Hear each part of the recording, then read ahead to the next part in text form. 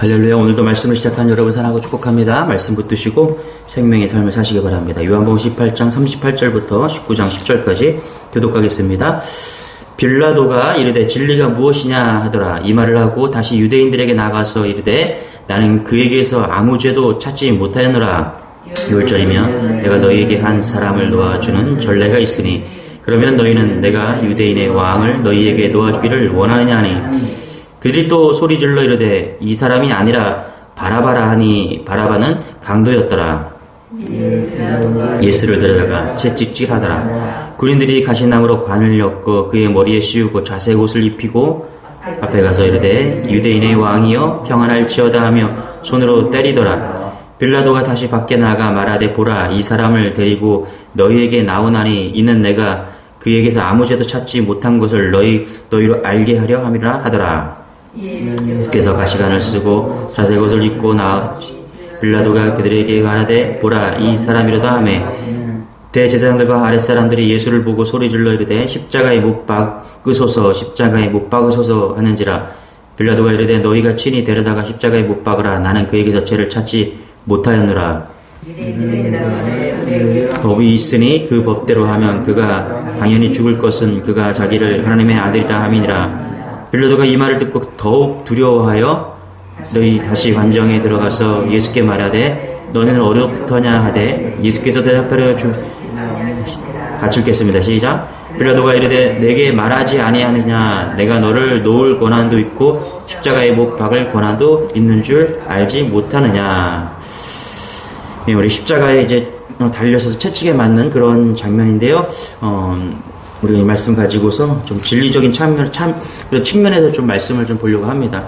세상은 진리 전쟁이죠, 여러분. 돈을 왕창 버는 사람은 그것이 진리라고 이야기합니다. 그래서 너희들도 이렇게 살아봐라.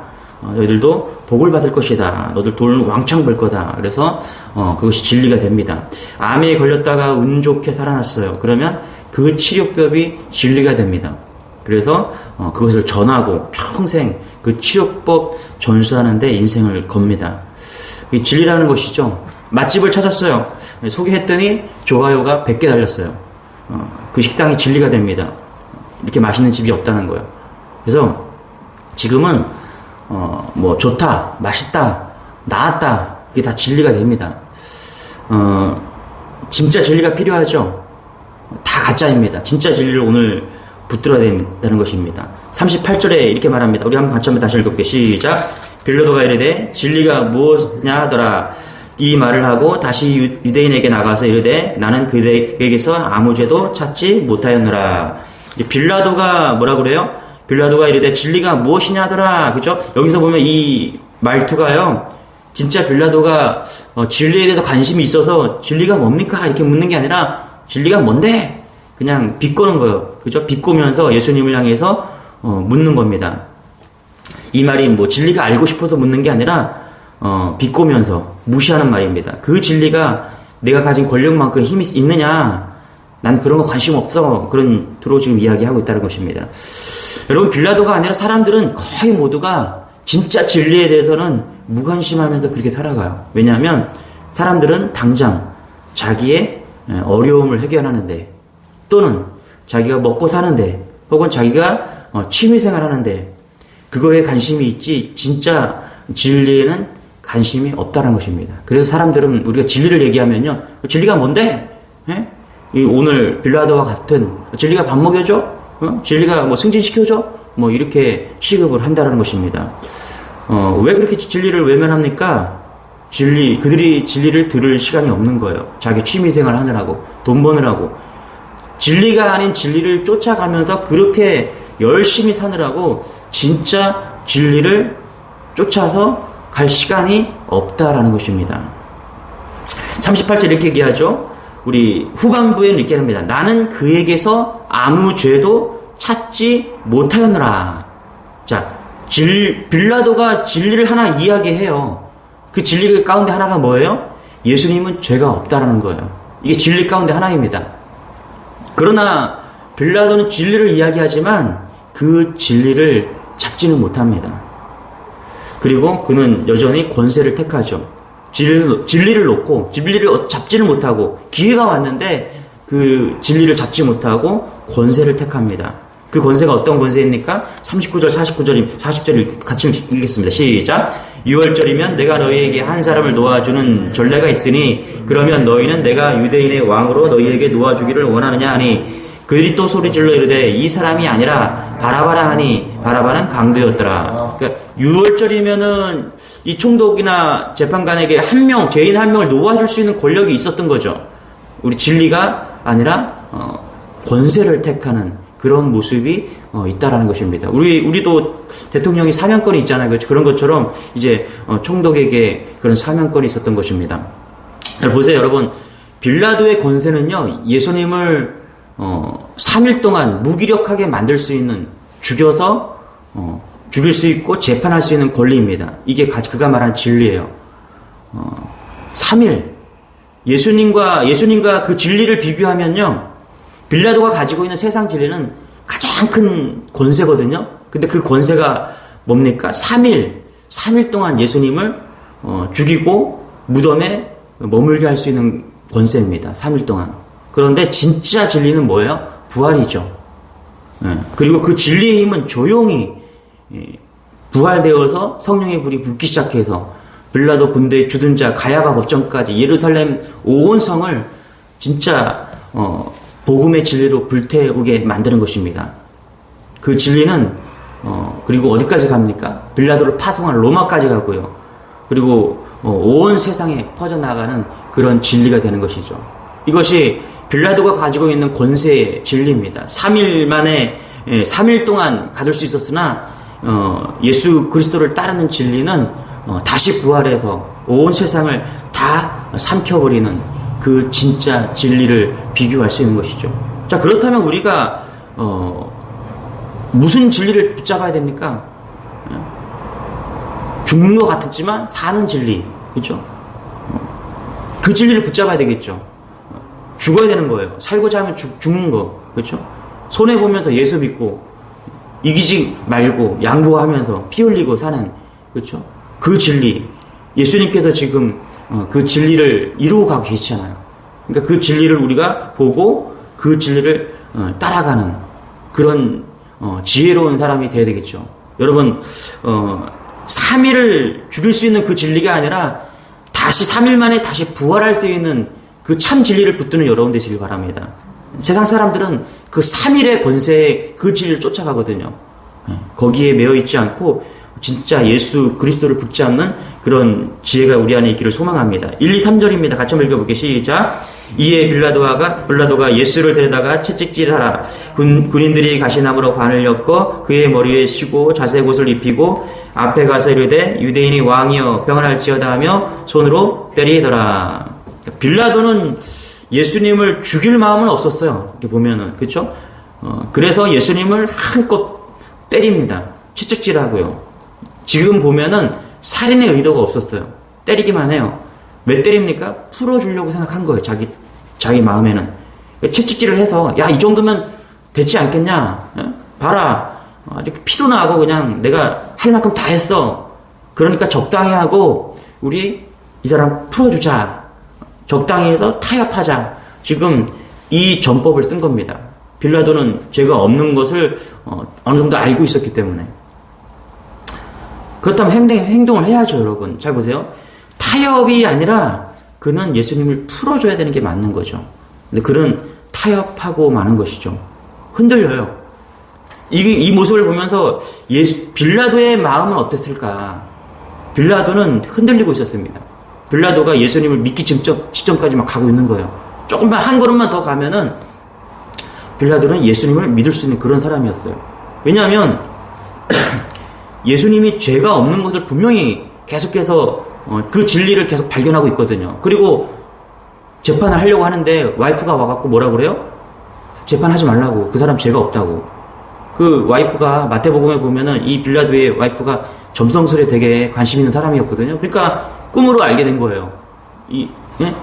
예수님이 죄가 없다라는 것을. 그래 와갖고 예수님 그 빌라도에게 남편한테 그러죠. 재판하지 말라고. 이 사람 죄가 없다고.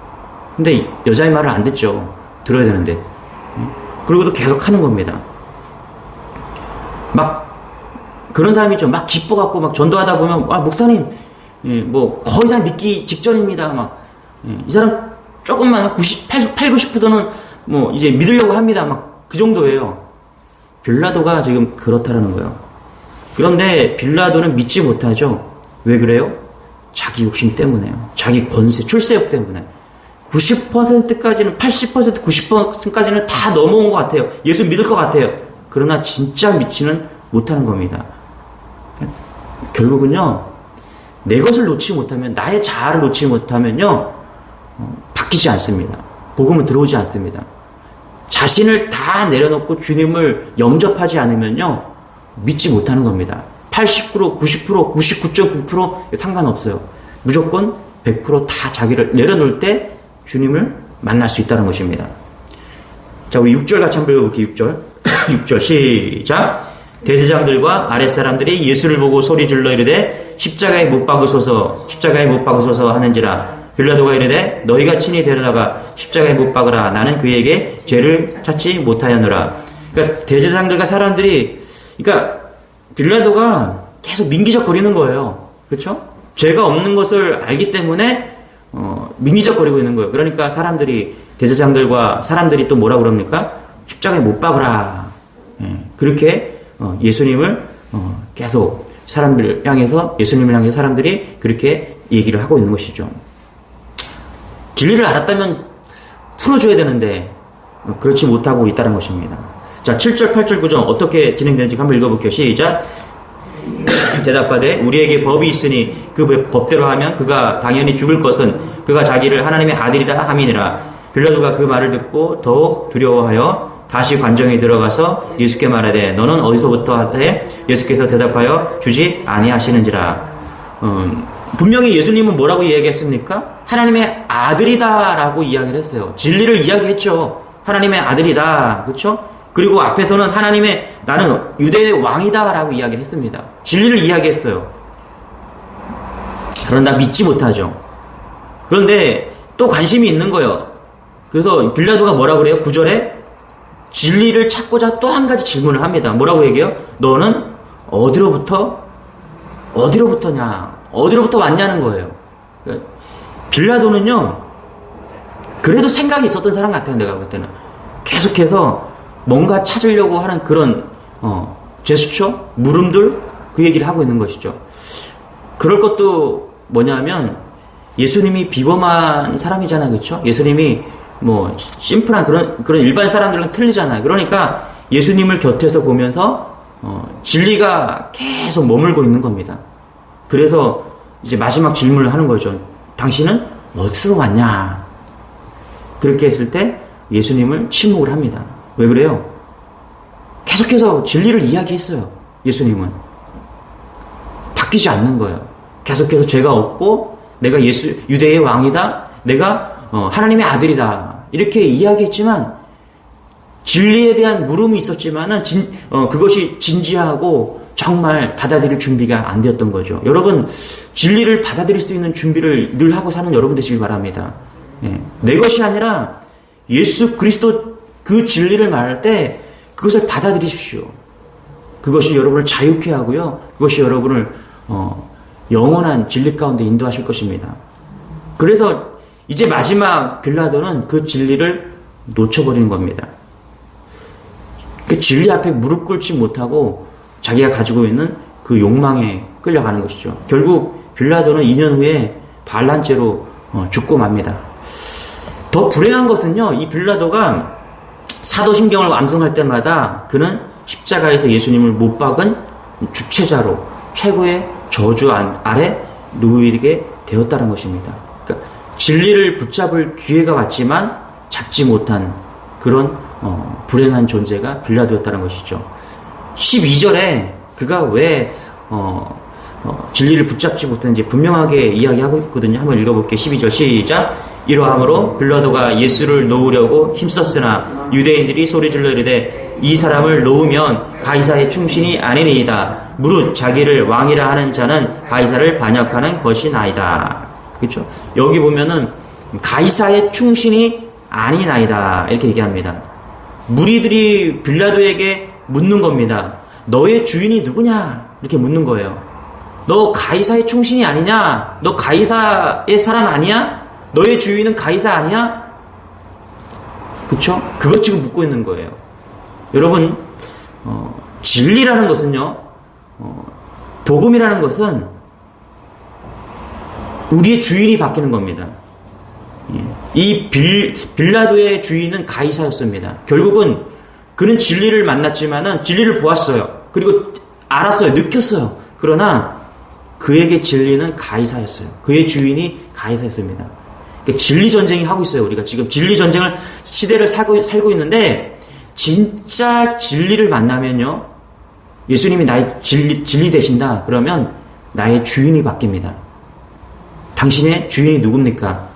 나의 주인은 예수님입니다. 이게 진리가 바뀌는 겁니다. 여러분, 이런 은혜가 여러분의 길을 소망합니다. 당신의 주인이 누굽니까? 누군가가 묻는다면은 나의 주인은 예수 그리스도입니다. 이게 진리예요. 진리가 들어오면요, 그 진리가 나를 바꾸는 겁니다. 그래서 나의 존재 자체가 나의 주인이 바뀌는 거예요. 그래서 그 보좌에 내가 내려오고 십자가가 앉는 것입니다. 이게 진리입니다. 이 진리가 예수님 되시죠. 아무리 믿음이 없어도 누가 주인이냐 물으면 예수님이 주인입니다. 예수님을 따라가는 것이죠. 이런 고백이 여러분에게 있기를 소망합니다. 기욤 아폴리네르 벼랑 끝으로 오라란 그런 시가 있는데요. 제가 잠깐 읽어드리고 마칠게요. 벼랑 가까이 오라고 해서 다가갔습니다. 벼랑 끝에 더 가까이 오라고 해서 또 다가갔습니다. 그랬더니 당신은 벼랑에 겨우 발을 붙이고 서 있는 나를 아래로 밀어버렸습니다. 나는 그 벼랑 아래로 떨어졌습니다.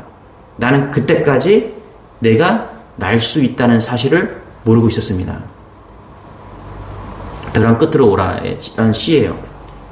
여러분, 우리가 죽으면 진리를 분명히 알게 될 겁니다. 죽으면 부활이 있구나. 이걸 진짜 깨닫게 되는 거죠. 내가 날 수 있다는 진리를 여러분 너무 늦지 않게 다 깨닫는 은혜가 우리 주님의 교회 모든 성도들에게 있기를 소망합니다. 이 진리를 예수님이 진리 되심을 분명히 깨닫고 늦지 않게 깨닫고 나중에 벼랑 끝에 가서 날 수 있다는 것을 깨닫는 것이 아니라 지금 오늘 이 순간 깨달으시고 그 진리를 붙잡고 오늘 나의 주인이 예수님이라고 완전히 바뀌는 그렇게 고백하는 여러분 되기를 축원합니다. 기도하겠습니다. 주님 감사합니다. 진리 전쟁의 시대에 살고 있습니다. 우리의 영의 눈이 뜨여서 진리 되신 예수 그리스도를 붙잡는 인생이 되게 도와주옵소서. 십자가의 은혜, 십자가의 부활을 붙잡는 그런 우리 모두가 될 수 있도록 은혜를 더하여 주옵소서. 한 영혼도 이 진리를 놓치지 않는 빌라도가 범했던 진리가 찾아왔으나 그 기회를 놓쳤던 그 빌라도처럼 그런 기회를 놓치지 않는 그런 지혜로운 그런 모든 성도들 될 수 있도록 이 새벽에 나온 모든 성도들 될 수 있도록 은혜를 더하여 주옵소서. 감사드리며 예수님의 이름으로 기도드리옵나이다. 아멘. 네, 우리 말씀 붙드시고 진정한 진리가 무엇인지 다시 한번 고민하고 예수를 믿는 여러분 되시길 축원합니다. 우리 주 한번 기도하겠습니다. 주여.